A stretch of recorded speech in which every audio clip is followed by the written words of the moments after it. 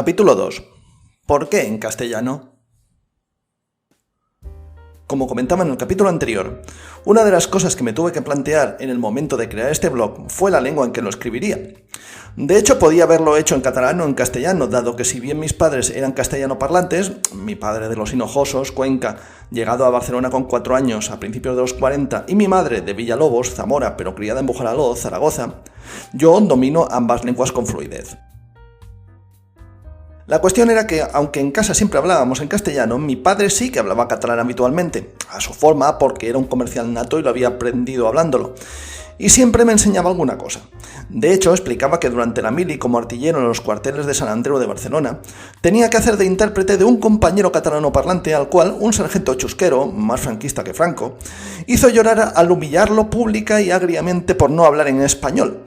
Una situación extremadamente vejatoria por cuanto el pobre chaval no tenía estudios y no había hablado castellano en su vida.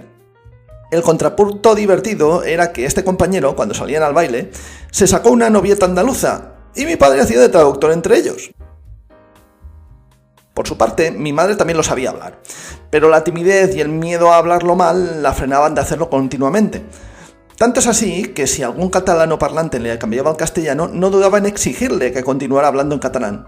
Como anécdota nos contaba que recién llegada a Barcelona, a finales de los 50, servía en una casa catalana, digamos que bien, de la parte alta, y que la maestresa, la dueña tenía 2 hijas, un poco más jóvenes que mi madre, que ella tenía unos 16-17 años, las cuales tenían prohibido expresamente que hablaran catalán con ella.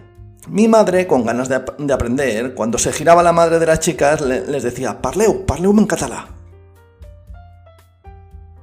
Sea como sea, si tenemos en cuenta que en los 70, en primaria, nuestra antigua EGB, todo el temario era en castellano, que en casa hablábamos castellano, los medios de comunicación eran todos en castellano y vivía en un hospitalet lleno de inmigración de procedencia española hasta la bandera, que a principios de los 80 yo hablara catalán con cierta fluidez se ha de considerar como menos que un milagro. Aunque claro, nada imposible si te gusta algo y encima tienes a tu padre diciéndonos a mi hermana y a mí, pues vaya catalán, que no sabe catalán. Y es que otra cosa no, pero chinchar le encantaba.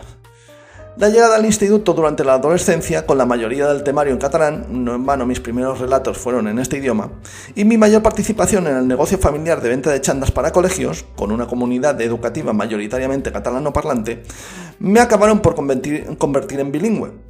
No obstante, ¿qué tiene que ver esto con el idioma en que escribiría en Memento Mori? Pues de hecho, todo. En tanto que escribir en una u otra lengua me era indiferente, y dado que por aquellos días de 2005 las bancadas de la derecha nacionalista española aún vomitaban bilis contra todo lo que olía catalán, fruto de la sonada derrota en las elecciones generales tras la chapucera gestión del 11M y de la tramitación del nuevo Estatuto de Autonomía Catalán de 2006, decidí que no podía hacerlo en catalán, como me pedía el cuerpo, sino en castellano.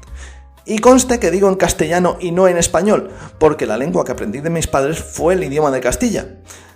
Si estamos en España y tenemos en cuenta que no hay un solo idioma, el catalán, el vasco y el castellano son todos igual de españoles. Ergo, el español en España no existe. Otra cosa es Hispanoamérica, pero eso es harina de otro costal. Y tras este levantamiento de principios en barra libre, que habrá cortocircuitado al facherío más inclemente, sigo con mi perorata. Como iba diciendo, la idea de hacerlo en castellano la tenía bastante clara. Más allá de que fuera mi lengua materna, lo que pretendía expresar en este blog eran las opiniones personales basadas en la experiencia vital subjetiva de un catalán en Cataluña. Unas opiniones y unas realidades que podrían molestar a unos y a otros, pero sobre todo a aquellos energúmenos que vendían y venden, que el día a día de lo que pasa por aquí es lo más parecido que haya un gulag stalinista al uso.